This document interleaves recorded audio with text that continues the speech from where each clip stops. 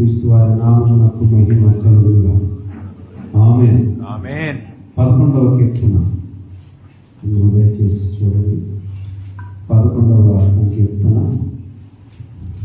యెహోవా శరణుజొచ్చి ఉన్నాను, యెహోవా శరణుజొచ్చి ఉన్నాను, పక్షి వలె నీ కొండకు పారిపోము అని మీరు నాతో చెప్పుట ఏలా. దృష్టిలో వెలిగిపెట్టి ఉన్నారు, చీకటిలో యథార్థం వెలిగిపోయి తమ మాటలను వారు సంధించి ఉన్నారు. పునాదులు పాడైపోగా నీతిమంతులు ఏమి చేయగలరు?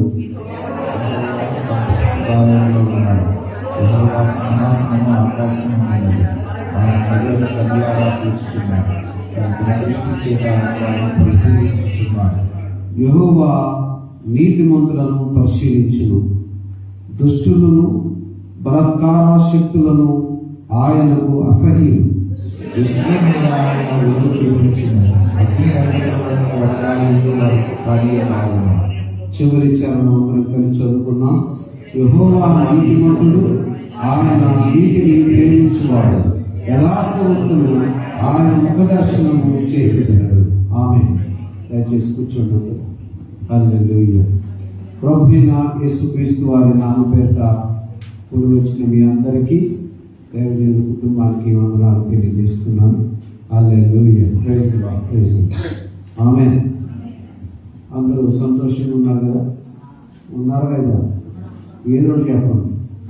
ఉన్నాను లేదను ఆమెను అనుకోని, ఉన్నామని చెప్పలేకపోతే ఆమెను అంటే లేకపోయినా కూడా ఉండేలా చేస్తాడు దేవుడు. హల్లెలూయా. Praise the Lord. ఈ సంవత్సరపు చివరి ఆదివారంలోనికి ప్రభు మనం ప్రవేశించారు. ఆమె ప్రవేశింపజేశారు. ఆమె. హల్లెలూయా. ఇక్కడ చదవబడినటువంటి కీర్తన భాగంలో దావీదు అంటున్నాడు తన స్నేహితులతో, నేను యెహోవా శరణుజొచ్చి ఉన్నాను, పక్షి వలె నీ కొండకు పారిపోమని మీరు నాతో చెప్పుటయ్యాలంటున్నాడు. అంటే దావీదుకి శ్రమ కలిగింది. ఆ శ్రమలో వెళ్ళి ఎక్కడైనా దాక్కో, ఎక్కడైనా ఎవరికి కనబడకుండా వెళ్ళిపో అని చెప్పి ఈ స్నేహితులు మిస్గైడ్ చేస్తున్నారు. Misguiding spirits. ఆపద సంభవించినటువంటి దినమున దాక్కోమని కొన్ని సలహాలు ఇస్తారు కొంతమంది, మంచిది. కానీ దేవుని కంటే ఎక్కువగా మనకు ఆశ్చర్యపురమేది లేదు. దేవుని సన్నిధిని విడిచిపెట్టి వెళ్ళి ఎక్కడికో వెళ్ళినప్పుడు ఏదో నీకు రక్షణ ఇస్తుంది, ఎక్కడో నీకు రక్షణ దొరుకుతుందని మిస్గైడ్ చేసేటువంటి స్నేహితులు మన జీవితంలో ఉంటారు, లేదా బంధువులు ఉంటారు, లేదా కుటుంబ సభ్యులే ఉండొచ్చు. రకరకాల మనుషుల మధ్యలో, మనస్తత్వాలు కలిగినటువంటి మనుషుల మధ్యలో మనం జీవిస్తూ ఉన్నాము. రెండవది, దురాత్మ ఆలోచనలు కలిగినటువంటి మనుషుల మధ్యలో మనం జీవిస్తూ ఉన్నాము. మన జీవిత విధానము, మన జీవితాన్ని ప్రభువుకి అప్పగించుకొని ప్రభు చిత్తానుసారంగా జీవించడానికి తీర్మానం చేసుకున్నటువంటి రోజున ప్రభు ఏం చేస్తాడంటే ఒక మంచి ఆలోచన ఇస్తాడు. ఆమేన్. ఒక మంచి ఆలోచన. ఆ మంచి ఆలోచన ఎప్పుడు వస్తుందంటే మంచి దేవునితో నువ్వు సాంగత్యము చేసినప్పుడు. మనం మంచివారమని ఏదో ఆయన మనల్ని నువ్వు నా దగ్గరికి రా అంటున్నా.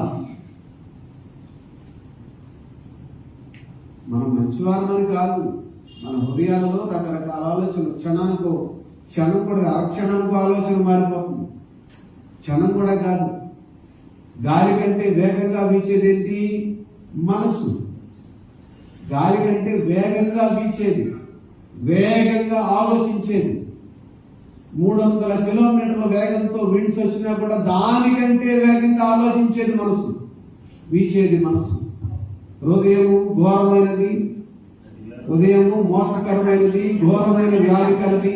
దీనిని బాగుపరచగలిగిన వాడు ఈ శరీర సంబంధమైనటువంటి ఈ హృదయము, మనస్సు ఏం చేస్తుందంటే దేవునికి వ్యతిరేకంగా ఆలోచిస్తుంది. దేవుని ఆలోచన విధానానికి మన ఆలోచన విధానానికి కుదరదు. మనుష్య సంబంధమైన ఆత్మతో, మనుష్య సంబంధమైనటువంటి మనస్సుతో, హృదయంతో ఆలోచించే ఆలోచన దేవునికి ప్రీతికరమైనది కాదు. దేవుని చిత్తానుసారంగా జీవించే మనసేమో జీవము, జీవార్థమైనటువంటి మనసు అనగా జీవమునిచ్చేటువంటి యేసు క్రీస్తు వారి యొక్క ఆలోచన విధానంలో జీవించేటువంటి మనసు. ఆ మనసు ఎవరికి ఉంటుంది? ఎవరికి లేదు, ఎవరికి లేదు, ఇంక్లూడింగ్ మీ, నాకు కూడా లేదు. ఎప్పుడు వస్తుంది? యేసయ్య సన్నిధికి వచ్చినప్పుడు వస్తుంది. ఆమె యేసయ్య సన్నిధిలో యేసయ్య వాక్య ధ్యానం అనగా ఆ వాక్యము శరీరధారి అయి వచ్చనని ఒప్పుకొని ఆ నీతిమంతుని యొక్క నామాన్ని రక్షకునిగా అంగీకరిస్తే ఆ రక్షణను పొందుకుంటే అప్పుడు వస్తుంది. ఆమేన్. హల్లెలూయా, హల్లెలూయా. ఆ మనసు రావాలంటే ఏం చేయాలంటే స్నేహితుల మీదో, ఆస్తుల మీదో, అంతస్తుల మీదో, దేవుడు ఇచ్చిన వాటి మీద ఆ మనసు పెట్టుకుంటే ఆ మనసు రాదు.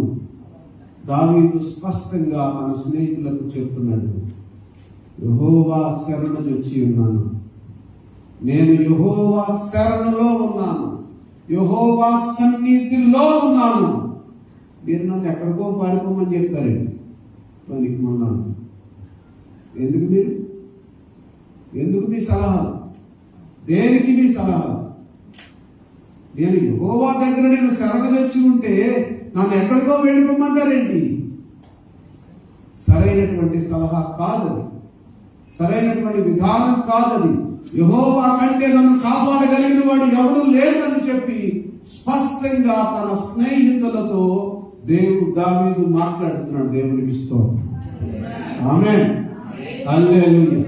సలహా తీసుకోవడం మంచిదే, మంచి స్నేహితులు ఉండడం మంచిదే, అర్థమవుతుందా? కానీ ఆ స్నేహితులు ఎటువంటి వారే ఉండాలంటే దేవుని యొక్క హృదయాన్ని, మనస్సును, ఆత్మను కలిగిన వారే ఉండాలి. ఆమేన్. అటువంటి వారి మధ్యలో ఉండాలి. దేవునికి స్తోత్రం. మన ఫాస్టింగ్ ప్రేయర్ లో ఒక మాట చెప్పారు మీకు. యోఫ్తా ఎవరి మధ్యలో ఉన్నాడు? అందరి జనం మధ్యలో ఉన్నాడు. వాళ్ళు ఎవరన్నా నీతిమంతులా? తరిమి వేసినటువంటి వాడు, చేదరించుకున్నవాడు, నువ్వు పనికి మానవాడు అని నెట్టేసినటువంటి వాడు. ఇంకా డీప్ గా చెప్పాలని వేస్ట్ పుట్టావు కాబట్టి మేము నీతిమంతులం కాబట్టి మేము మా నీతి అంటే వారి నీతిని ఆధారం చేసుకున్నటువంటి వాడు. అటువంటి మనుషుల మధ్యలో ఉండి కూడా వాళ్ళ మీద మనసు ఉంచలేదు. వాళ్ళు తిరస్కరించినప్పుడు యోఫ్తా బాధపడలేదు. దేవుని సన్నిధికి వెళ్ళాడు. దేవునికి స్తోత్రం. దేవునితో ఉన్నాడు యోఫ్తా. దేవునితో ఉండడం వేరు, దేవునిలో ఉండడం వేరు. నీ చిత్తానుసారంగా నీ ఆలోచన చొప్పున, లేకపోతే నీ స్నేహితుల, బంధువుల ఆలోచన చొప్పున ఉండడం వేరు.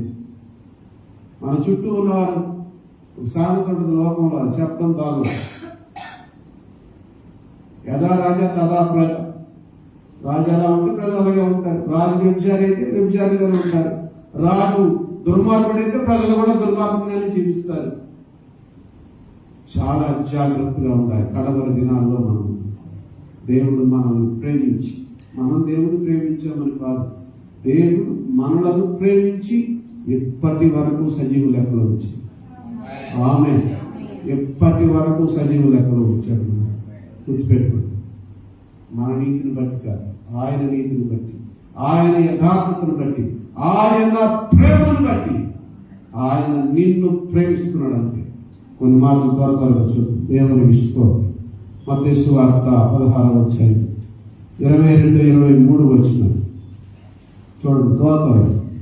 హల్లెలూయా. పేతురు ఆయన చెయ్యి పట్టుకొని, ప్రభువా ఏమి దూరమగును గాక, అది నీకు దూరమగును గాక. ఏమి దూరం అవుతుంది కాకంటే శరీర సంబంధమైనటువంటి మరణం గురించి పేతురు మాట్లాడుతున్నాడు. కానీ యేసు ప్రభువారు ఆ శరీర సంబంధమైనటువంటి మరణం గురించి లెక్క చేయకుండా ఆత్మ సంబంధమైనటువంటి మరణం నుంచి ప్రజలను కాపాడడానికి తన ప్రాణం ఇవ్వడానికి వెళుతూ ఉంటే పేతురులో సైతాను ప్రవేశించి పేతురులో సైతాను ప్రవేశించి యేసు ప్రభు వారినే మిస్గైడ్ చేయాలని చూస్తున్నాడు. అర్థమవుతుందా?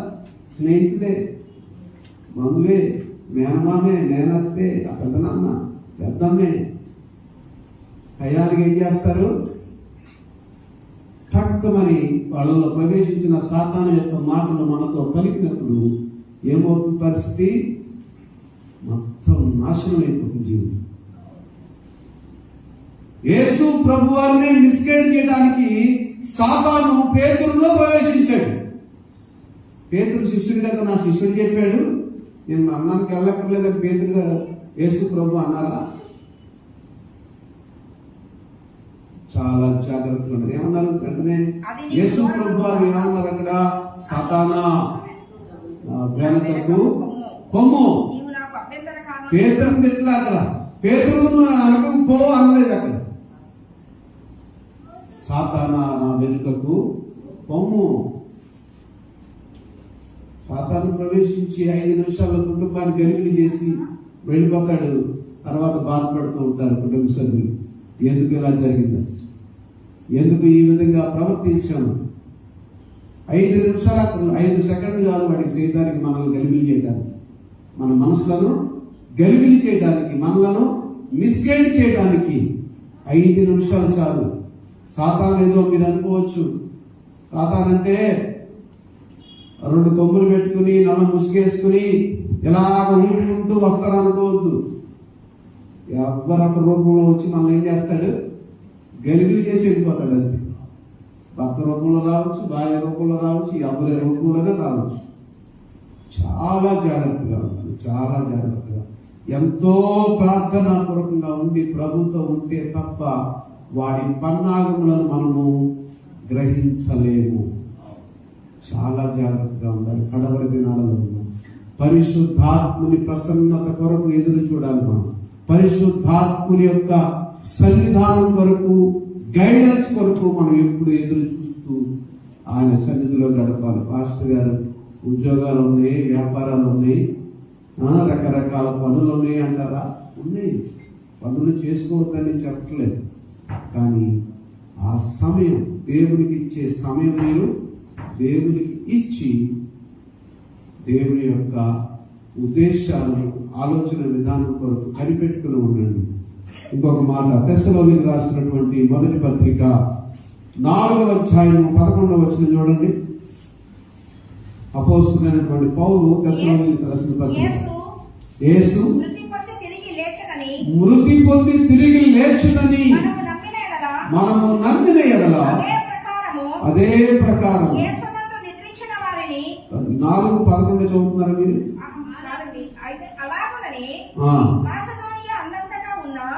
సహోదరులందరినీ మీరు ప్రేమించుచున్నారు. సహోదరులారా, మీరు ప్రేమయందు మరి ఎక్కువగా అభివృద్ధి నందుచుండవలెనని. ఏం చేయాలి? మీరు ప్రేమయందు మరి ఎక్కువగా అభివృద్ధి నందుచుండవలెనని. పరుల జోలికి పోక,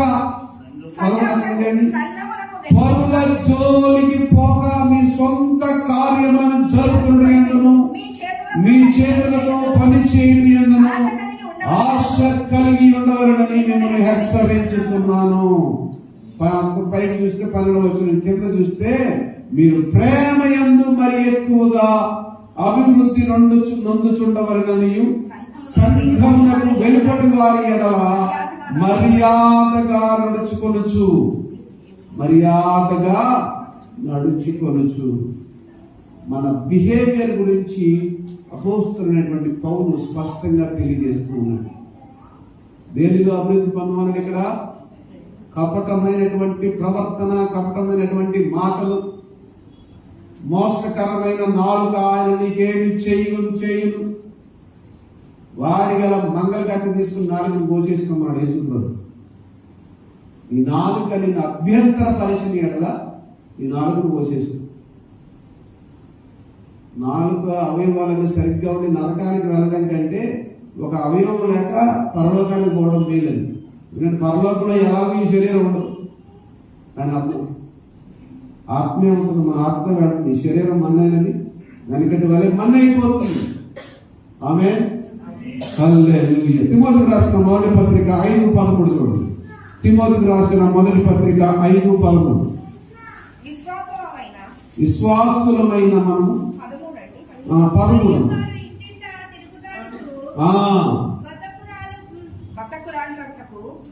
కొంతమంది ఎక్కువ చదివితే బాగోలేదు, బాధపడతారు, డీప్ గా ఉంటారు. కొంతమంది ఏం చేస్తున్నారు, ఇంటింటికి తిరుగుతూ బతకరాడు. ఏం మాటలు మాట్లాడుతున్నారు వాళ్ళు? మాటలాడకూడని మాటలు మాట్లాడి హృదయాలని చెరిపి, కుటుంబాలను చెరిపి, దేవుని సంఘమును పాడు చేసేటువంటి దుర్మార్గులైనటువంటి వాడు కొంతమంది ఉన్నారు. ఆడవాళ్ళు కానీ మగవాళ్ళు కానీ ఎవరైనా కానీ వదలబోతుల్లాగా ఇష్టానుసారంగా మాట్లాడుతూ దేవుని యొక్క సంఘాన్ని, దేవుని బిడ్డలను చెరిపేటువంటి వాడు.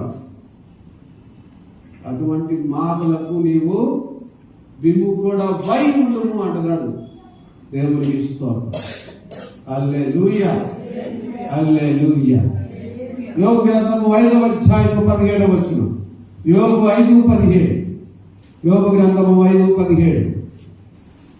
హల్లెలూయా. దేవుడు గద్దించు మనుషుడు ధన్యుడు. కాబట్టి సర్వశక్తుడగు దేవుని శిక్షను ఏమంటాడు ఇక్కడ? కాబట్టి సర్వశక్తుడైనటువంటి దేవుని శిక్షను తృణీకరించకము. యోబు యొక్క స్టేట్ ఏం చేశారు? మిస్గైడ్ చేశారు. నువ్వేదో చేసావు కాబట్టి నీ మీదకి వచ్చింది.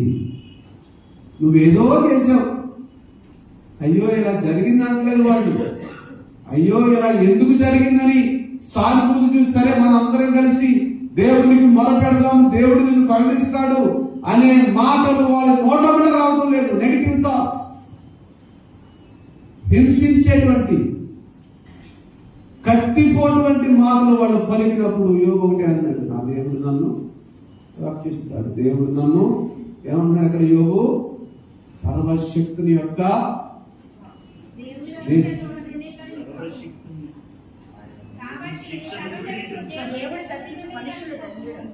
దేవుడు గద్దించు మనుషుడు. దేవుడు ప్రేమిస్తాడండి. యేసు ప్రభు వారు ప్రేమామయుడండి. సేమ్ టైం బుద్ధి కూడా చెప్తాడు. సేమ్ టైం బుద్ధి కూడా చెప్తాడు.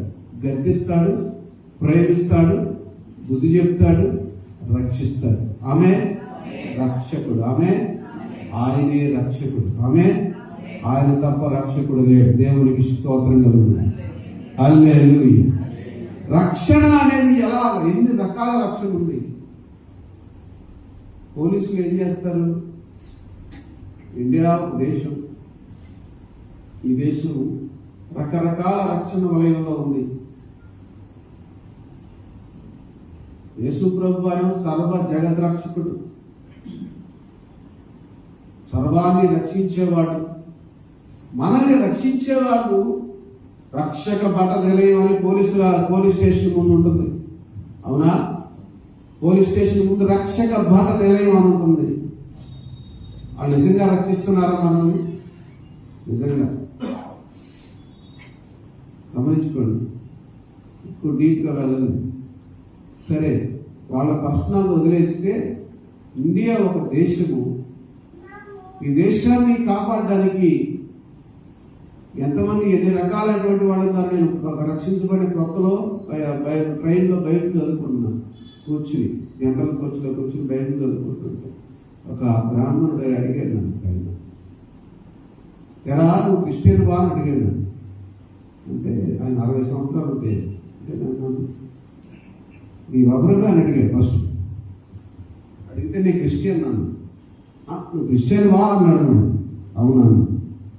నువ్వు క్రిస్టియన్ వా, ఇంకొకటి నువ్వు ఎవడవు అని అడుగుతున్నాడు. వెళ్ళినాను అంటే నీదే కులం, నీదే జాతి, నీవెవడవు అని అడుగుతున్నాడు. అన్నయ్య ప్రశ్నిస్తున్నాడు.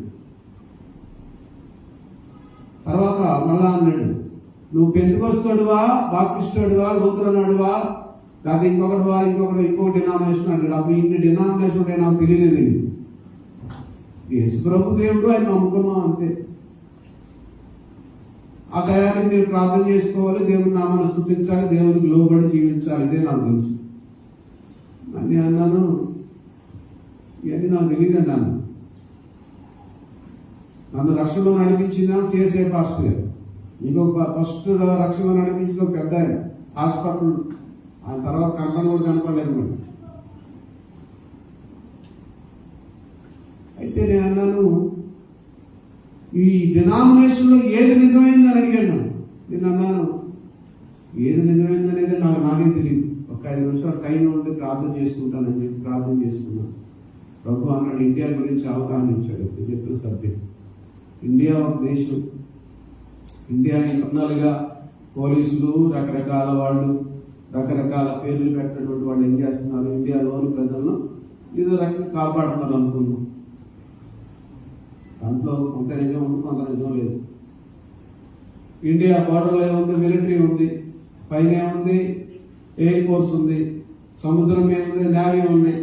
వీళ్ళందరూ కలిసి ఏం చేస్తున్నారు, ఇండియా దేశాన్ని కాపాడడానికి ప్రయత్నం చేస్తున్నారు. ప్రయత్నం చేస్తున్నారు. కాపాడేవాడు దేవుడు. ఆమె ఇండియాని కాపాడడానికి ప్రయత్నం చేస్తున్నారు. వాళ్ళు కూడా దేవా మేము యుద్ధం చేస్తున్నాం, మాకు సహాయం అని చెప్పి ఏదో దేవుడు వాళ్ళు మొదలుపెట్టుకుంటారు. వీళ్ళందరూ కలిసి ఇండియా దేశాన్ని కాపాడడానికి ప్రయత్నం చేస్తున్నారు. మరి పెంతెకోస్తు వాళ్ళు, బాప్టిస్ట్ వాళ్ళు, లూథరన్ వాళ్ళు, సిఎస్ఐ వాళ్ళు వీళ్ళంటున్నారు కదా, మేమందరం కలిసి ఒకే దేవుణ్ణి ప్రకటిస్తున్నాము, ఆయన పేరు యేసుక్రీస్తు అని చెప్పారు. ఎవరి గురించి మనకు అనవసరం, మనం ఎలా జీవిస్తున్నాం. ఆయన అడిగిన అన్నాడు. తర్వాత నేను చాలా పెద్ద పెద్ద బిషప్లను అడిగాను ఈ ప్రశ్న. ఎవరికి వాళ్ళు మాదే గొప్ప, మా సంఘం గొప్ప, మాది మా డినామినేషన్ గొప్ప అన్నారు. కానీ యేసు ప్రభు గొప్ప అని చెప్పిన మొట్టమొదటి వ్యక్తి నువ్వేరా అన్నాను. దేవుడికి స్తోత్రం. నాకేం తెలియదు, దేవుడు ఇచ్చాడు జ్ఞానం ఆ టయానికి. దేవుడికి స్తోత్రం. ప్రార్థన చేసుకుంటే దేవుడు జ్ఞానం ఇచ్చి నేను గొప్పవాళ్ళని చెప్పాను, నిరూపించని చెప్పి ప్రభు మాట్లాడారు. దేవుడికి స్తోత్రం. హల్లెలూయా. దావీదు మాట్లాడుతున్నాడు తన స్నేహితులతోటి, నేను యెహోవా శరణులకు వచ్చి ఉన్నాను, నేను ఎక్కడికి వెళ్ళను, యెహోవా సన్నిధిలోనే ఉంటాను, యెహోవా చిత్తానుసారంగా నేను జీవిస్తానని చెప్పి ఒక తీర్మానం చేసుకున్నాడు. దేవునికి స్తోత్రం. కిందగా మాటలు చదవండి. హల్లెలూయా. పునాదులు పాడైపోగా నీతిమంతులేమి చేయగలరు. యెహోవా తన పరిశుద్ధాలయంలో ఉన్నాడు. యెహోవా సింహాసనము ఆకాశమందున్నది. ఆయన నరులను కన్నులారా చూచుచున్నాడు. తన కను దృష్టి చేత ఆయన వారిని పరిశీలించుచున్నాడు. దేవునికి స్తోత్రం కలుగునుగాక. యాకోబు తల్లికి దేవుడు ఎప్పుడు వాగ్దానం చేశాడు? కడుపులో ఉండగానే నీ చిన్న కుమారుడిని నేను హెచ్చిస్తాను, ఇశ్రాయేలుగా మారుస్తాను, ఆశీర్వాదకరంగా మారుస్తానని చెప్పి వాగ్దానం చేస్తే యాకోబు తల్లి ఏం నేర్పించింది కుమారుడికి? మోసం చేయటం నేర్పించింది. దేవుని ఆశీర్వాదం కోసం ఎదురు చూడకుండా మోసం చేసి ఆశీర్వాదం సంపాదించుకోవడానికి తండ్రి దగ్గరికి పంపించింది. కన్న తల్లి ఏం చేయాలి? బిడ్డలకు ఏం చెప్పాలి? మోసం చేయడం నేర్పించాలా? దొంగతనం చేయడం నేర్పించాలా? దేవుని యందు భయభక్తులు కలిగి ఉండడం నేర్పించాలా? ఏం నేర్పించాలి? అరే తండ్రిని మోసం చేయాలా? వెళ్ళి ఫిజికల్ బ్లెస్సింగ్స్ కోసం. తల్లి అంటే తల్లిదండ్రుల్లో కొన్ని పార్టీలు ఉంటాయి. కూతురుని ప్రేమించేవాళ్ళు, కొడుకుని ప్రేమించేవాళ్ళు. వీడు అమ్మ కొడుకండి, లేదా అమ్మ కూతురండి, లేదా నాన్న కొడుకండి, నాన్న కూతురండి అని డిఫరెన్స్ క్రియేట్ చేసి మనుషుల మధ్యలో విడదీసేస్తున్నారు. ఇది అనాది కాలం నుంచి వస్తుంది. ఆదాము వల్ల దేవుడి నుంచి విడదీయడానికి వాడు ప్రయత్నం చేయడం సఫలీకృతులయ్యాడు. కానీ హల్లెలూయా, చాలా బాధాకరమైనటువంటి విషయం ఏంటంటే వీళ్ళందరూ కలిసి దేవుడి సన్నిధిలో నిలబడరు. అందరూ ఏకీభవించి దేవుడి సన్నిధిలో నిలబడరు. ఆయన కనులారా చూచుచున్నాడు. ఈవిడ చేసింది చూశాడు కదా దేవుడు. ఏం చేసింది తల్లి? మోసం చేయడం నేర్పించింది. వద్దులే, దేవుడు వాగ్దానం చేశాడు, దేవుడు నమ్మదగిన వాడు, మన ఇరువురిని కలిసి దేవుని యొద్దకు వెళ్ళి దేవుడిని అడుగుదాము అని చెప్పే ఆలోచన లేకుండా కంగారు పడిపోయి దొంగతనం చేయడం నేర్పించింది. అతిగా ప్రేమించిన కుమారుడు 15 సంవత్సరాల దూరం అయిపోయాడు. ఎంత బాధ! కొడుకు ముందు లేకపోతే, కూతురు ముందు లేకపోతే ఎంత బాధ. విదేశాలకు వెళ్తున్నారు, అమ్మా రోజు వీడియో కాల్ చేయమ్మా నా కూతురుతో అంట. నీకు వీలున్నప్పుడల్లా వీడియో కాల్ చేయి, చూస్తా నిన్నాను. అంటే మందే ఎంత ప్రేమ అయితే దేవుడు ఎంత ప్రేమ ఉంది! ఎంత ప్రేమ! అగాపే ప్రేమ. ప్రాణము పెట్టినంతగా దేవుడు మనల్ని ప్రేమించాడు. కలువరి సిలువలో ఆఖరి రక్తపు బొట్టు వరకు ఆయన కాచి నిన్ను నన్ను ప్రేమించాడు. మరి ఆయనకి ఎంత ప్రేమ ఉంటుంది మన మీద? విలువ పెట్టి కొనబడిన వారు. నా కూతురు కోసం నేనేం ప్రాణం పెట్టలేను, దేవుడు పెట్టాడు ప్రాణం. ఆ టైం వచ్చిందనుకో, అమ్మ నేనేం చేయలేనులే అమ్మా అని చేతులు ఎత్తేస్తాను. కానీ దేవుడు చేతులు చాపి రక్షిస్తాడు. ఆమె చేతులు చాపి రక్షిస్తాడు దేవుడు. దేవునికి స్తోత్రంగా. హల్లెలూయా. మోసం చేసింది, మోసం చేయడం నేర్పించింది, పారిపోయింది. మేనమామ దగ్గరికి పోయి బానిసగా బ్రతికాడు. ఆశీర్వదించబడి ఆశీర్వాదకరంగా బ్రతకాల్సిన వాడు వీళ్ళ అవిధేయత వల్ల, అవిశ్వాసం వల్ల 15 సంవత్సరాలు ఆశీర్వాదం లేట్ అయిపోయింది. ఆశీర్వాదం వచ్చిందంటే లేదు, బానిసగా బ్రతికాడు. ఆశీర్వాదం ఎప్పుడు వచ్చింది? మరలా దేవుని సన్నిధికి వచ్చి దేవుడిని పోరాడి, అయ్యా నన్ను దీవించని కాళ్ళు పట్టుకుంటే తప్ప ఆశీర్వాదం రాను. దేవుని సన్నిధిలో ఉండకుండా ఎక్కడెక్కడికో వెళ్ళి స్నేహితుల సలహాలు, వాళ్ళ సలహాలు, వీళ్ళ సలహాలు విని దేవుని సన్నిధిలో కూర్చోకుండా ఎక్కడికైనా వెళ్ళావో బానిస బ్రతుకునేది. బానిసగా బ్రతుకుతా ఉంటే లోకానికి, పాపానికి బానిసగా బ్రతుకుతావు. నేను ఎక్కడికి వెళ్ళానో దేవుని సన్నిధిలో కూర్చుంటాను అని దానియేలు దేవుని సన్నిధిలో కూర్చున్నాడు. ఆమేన్. దానియేలు ఎక్కడ కూర్చున్నాడు? దానియేలు చంపేస్తారంట. చెప్పేది పర్వాలేదు, నేను మాత్రం ఎక్కడికి వెళ్ళను, నేను దేవుని సన్నిధిలో కూర్చుంటాను. దినమునకు 3 మార్లు దేవుని సన్నిధిలో కూర్చుని ప్రార్థించాడు. ఆమేన్. ఎక్కడికి వెళ్ళాలి? ఇప్పుడు మనం ఆపద వచ్చింది, ఎక్కడికి వెళ్ళాలి? ఎక్కడికి వెళ్ళాలి? చెప్పండి, అందరూ చెప్పండి. కంగారు పడిపోవద్దు, కంగారు పడిపోవద్దు, పరిగెట్టవద్దు, మిస్గైడ్ అవ్వవద్దు. మా పెదనాన్న చెప్పాడండి, ఆయన చెప్తే తిరుగులేదు. ఇవన్నీ వదిలేయండి. నేను గౌరవించొద్దని చెప్పట్లా, ప్రేమించొద్దని చెప్పట్లా. You must be sit on the presence of God. You must be first sit on the presence of God. First priority in your life. మీ మొట్టమొదటి నిర్ణయం దేవుని సన్నిధిలో కూర్చోవడమే. కొన్ని రకాల ప్రయోగాలు చేస్తున్నారు, సమయం లేదు, నేను ముగిస్తున్నాను. ఆ ప్రయోగాలు చేయొద్దు. మన మొట్టమొదటి విశ్వాసం, మొట్టమొదటి ప్రేమ, మొట్టమొదటి నమ్మకం దేవుడై ఉండాలి. దేవునికి స్తోత్రం. దేవుడి వల్ల కాకపోతే ఎవరి వల్ల కాదు. డాక్టర్ కూడా ఏమంటాడంటే, నా ప్రయత్నం నేను చేశాను, ఇంక దేవుడే చేయాలి. డాక్టర్ కూడా చేతులెత్తి దేవుడు చూపిస్తున్నాడు. డాక్టర్ దగ్గరికి వెళ్తే కానీ మనకు బుద్ధి రాదు, డాక్టర్ చెప్తే కానీ మనకు బుద్ధి రాదు. డాక్టర్ ఏమంటాడు? అనారోగ్యం వచ్చినప్పుడు ఏం తినమని చెప్తాడు?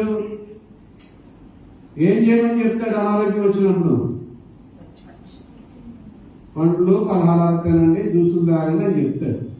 అవి ముందే తాగితే అనారోగ్యమే రాదు. ముందే మన హెల్త్ కాన్షియస్ని కాపాడుకుంటే, కొన్ని చెప్తే కొంతమందికి నచ్చదు, నచ్చినా నచ్చకపోయినా సాగుడుగా నేను చెప్తాను. ఆమేన్. హల్లెలూయా. ఎక్కడికి వెళ్ళాలి?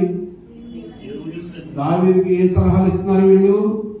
పారిపో పారిపో అంటున్నాడు. 7వ చరణం చూస్తే, యెహోవా నీతిమంతుడు, ఆయన నీతిని ప్రేమించువాడు, యథార్థవంతుడు, ఆయన ముఖ దర్శనము చేసెదరు. ఒక దర్శనం చేస్తావా, పారిపోతావా? దేవుని యొక్క సన్నిధికి వెళ్ళి ఆయన ముఖ దర్శనం చేసి ఆయన సన్నిధిలో ఉండి విజయం పొందుకుంటావా? యాకోబులాగా బానిసగా బ్రతుకుతావా? హల్లెలూయా. శరీర సంబంధమైన బానిసత్వం, ఆత్మ సంబంధమైన బానిసత్వం, ఈ లోక సంబంధమైన బానిసత్వంతో బ్రతికే కంటే చనిపోవడం లేదు. ఎందుకంటే దేవుడు కరుణిస్తాడు. ఆ కుమారుడు ఈ లోకానికి బానిస కాకుండా, నా కుమార్తె బానిస కాకుండా అంటే దేవుని చిత్తానుసారంగా జీవించి చనిపోవడం లేదని చెప్తున్నాను. నేను మళ్ళా గుర్తుపెట్టుకోండి, మిస్గైడ్ అవ్వదు.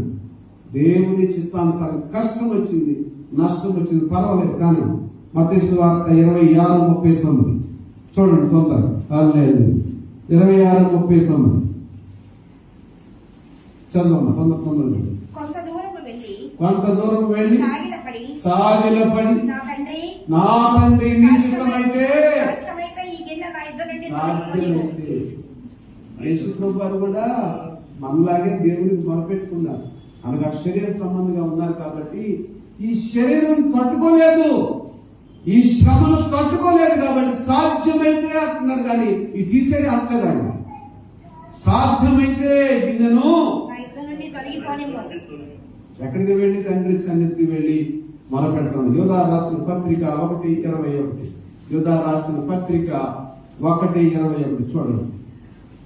అతి పరిశుద్ధమైన దాని మీద మిమ్మల్ని మీరు కట్టుకొనుచు. ఎక్కడ కట్టుకోవాలి? అతి పరిశుద్ధమైనది ఏది? యేసుక్రీస్తు వారి రక్తము. ఆమేన్. ఆ రక్తము మన మీద ప్రోక్షించబడి ఆ రక్తములో విజయం పొందుకుని యేసుక్రీస్తు వారిలో మన జీవితాన్ని పరిశుద్ధమైన బలిపీఠమైనటువంటి యేసుక్రీస్తు వారిలో మన జీవితాన్ని కట్టుకొనమని యోధ స్పష్టంగా హెచ్చరిస్తున్నాడు. చదవండి, కింద చదవండి. ప్రియులారా, మీరు విశ్వసించు అతి పరిశుద్ధమైన దాని మీద మిమ్మల్ని మీరు కట్టుకొనుచు, పరిశుద్ధాత్మలో ప్రార్థన చేయొచ్చు. నిత్య జీవార్థమైన మన ప్రభువు యేసుక్రీస్తు కనికరము వలన, కనికరము కొరకు కనిపెట్టు, దేవుని ప్రేమలో నిలుచున్నట్లు. ఎక్కడ ఉండాలి? కాచుకొని. ఎక్కడ కాచుకోవాలి? కాచుకోవడం అంటే కాపలు కాస్తాడు, రైతు కాపలు కాస్తాడు. పంట నాశనం అయిపోకుండా, వ్యర్థమైనటువంటి జంతువులు వచ్చి పంటను నాశనం చేయకుండా కాపలు కాస్తాడు. దేవుడు మనల్ని కావలి కాస్తున్నాడు. ఆమేన్. హల్లెలూయా. దేవుడు ఆయన సన్నిధిలో మనం కావలి కాచుకుంటే ఎదురు చూస్తే ఎంత ఆశీర్వాదం వస్తుంది. చివరి మాటలు రోమాపత్రిక 5:8. హల్లెలూయా. రోమాపత్రిక 5:8 చూడండి. హల్లెలూయా, స్తోత్రం. హల్లెలూయా. అయితే దేవుడు మన ఎడల తన ప్రేమను వెల్లడిపరుచుచున్నాడు. ఎట్లనగా మనం ఇంకను పాపులమై ఉండగానే క్రీస్తు మన కొరకు చనిపోయెను. నీతిమంతులమైనప్పుడు చనిపోయాడా? పాపులమైనప్పుడు చనిపోయాడు? పాపులమై ఉండగానే క్రీస్తు మన కొరకు చనిపోయి, దేవుడు మన ఎడల తన ప్రేమను వెల్లడిపరుచుచున్నాడు. ఆమేన్. హల్లెలూయా. అటువంటి మారు మనసు ఎవరికి కావాలి? మనకు కావాలా, ఇంకోటికి కావాలా? చెప్పండి. ఆ ప్రేమను మనం చూపించాలా వద్దా? తోటి వారి ఎడల ప్రేమ చూపించుకొని ఏముంటుంది లాస్ట్కి? అంటాడు. వాడి వెనకాల ఎన్ని ఆస్తులు ఉంటాయో ఏమంటాడు? దేని చూసి నా దగ్గర ఏమంటే బూడిద అంటాడు. హల్లెలూయా. Praise the Lord, praise the Lord. ఒక క్షణం ప్రార్థించారు. హల్లెలూయా. తండ్రి వందనాలు. మీ ప్రేమలో నిలిచి ఉండడానికి, మీ ప్రేమ మీ చిత్తానుసారంగా మేము జీవించడానికి, మీ సన్నిధిలో కనిపెట్టుకున్నాడు. దానియేలు ఒక తీర్మానం చేసుకుని ఆయన సన్నిధిలో నిలిచి ఉన్నాడు. మరణ శాసనం వచ్చింది. మరణ శాసనాన్ని కూడా లెక్క చేయకుండా ఒక తీర్మానం చేసుకుని హల్లెలూయా తండ్రి మీ సన్నిధిలో నిలిచి ఉండడానికి సహాయం చేయండి. మీ సన్నిధి కాంతిని, కృపను, కనికరమును మాకు దయచేయండి.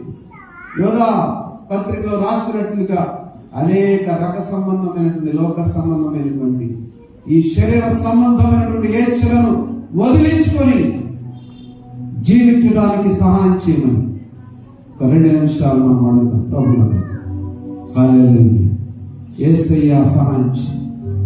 మీతో గడపగలిగిన మీ సన్నిధిలో హల్లెలూయా, హల్లెలూయా, మీ పరిశుద్ధాత్మ సన్నిధిలో నిలవదగినటువంటి వాడు ఎవడున్నాయి?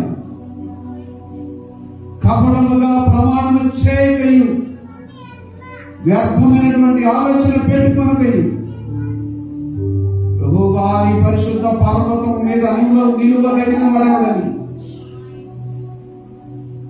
అయ్యా, మీ పరిశుద్ధ పర్వతం అనగా మీ పరలోక రాజ్యంలో మేము చేర్చబడాలి అంటే ఇక్కడ మీ సన్నిధిలో గడిపి మా జీవితాలను మీకు అప్పగించుకుని మా మొట్టమొదటి ప్రేమ, మా మొట్టమొదటి నమ్మకం మీ మీద ఉంచుకుని మీ చిత్తానుసారంగా జీవించేటువంటి ఆ మనస్సును, ఆ హృదయమును, ఆ ఆలోచన, జ్ఞానమును, వివేచనను మాకు అనుగ్రహించును, బలపరచుమని దీవించును. ఈ శరీర సంబంధమైనటువంటి ప్రతి కార్యములను మేము తొలగించుకొని ఈ లోక సంబంధంగా గ్రీడీ స్పిరిట్స్ నుంచి మేము విడుదల పొందుకొని ఈ లోకాన్ని సృజించినటువంటి మీ మీద మా మనస్సును ఆంచుకొని వ్యర్థమైనటువంటి సలహాలు, సూచనలు కాదు కానీ మీ ఆత్మ చేత నడిపించబడే మనుషుల మధ్యలో ఉండడానికి, మీ ఆత్మ కార్యములను చూడడానికి మాకు సహాయం ఇచ్చేది. వ్యర్థమైనటువంటి ఈ లోక సంబంధమైనటువంటి జీవితాల నుంచి మాకు విడుదల దయచే. యేసు క్రీస్తు వారి నామములో పరిపూర్ణమైన విడుదల కలుగునిగాక, కృప కలుగునిగాక. మీ ఆత్మ సన్నిధి మాకు ఎల్లప్పుడూ తోడుగా ఉండినట్లుగా మేము మీ ఆత్మ సన్నిధిలో ఉండడానికి కావలసిన సహాయం దయచే. మా శరీర సంబంధమైన బలహీనతలను యేసు క్రీస్తు వారి రక్తములో కొట్టివేయమని అడుగుతున్నాం తండ్రి. పరిశుద్ధాత్మ సన్నిధిని, కృపను, కనికరమును, శాంతిని, సమాధానమును, నెమ్మదిని అనుగ్రహించు. ఈ సంఘమును మమ్మలను మీరు ఆశీర్వదించి అభివృద్ధి చేసి మీ కృప చొప్పున ఎంతవరకు కాచి కాపాడినందుకే స్తోత్రం. మీ కృపలో మేమందరము వరదిల్లినట్లుగా మీ మంచితనమును బట్టి, మీ నీతిని బట్టి తండ్రి మమ్మలను ఆశీర్వదించి బలపరచున్నాను. మా బలహీనతలన్నీ భరించిన, మా బలహీనతలన్నీ వహించిన మా ప్రభు అయిన యేసు క్రీస్తు వారి నామమునకు మహిమ కలుగునిగాక అని ప్రకటిస్తున్నాను. యేసు క్రీస్తు వారి నామము పరిశుద్ధాత్మ సహాయం మాకు అనుగ్రహించి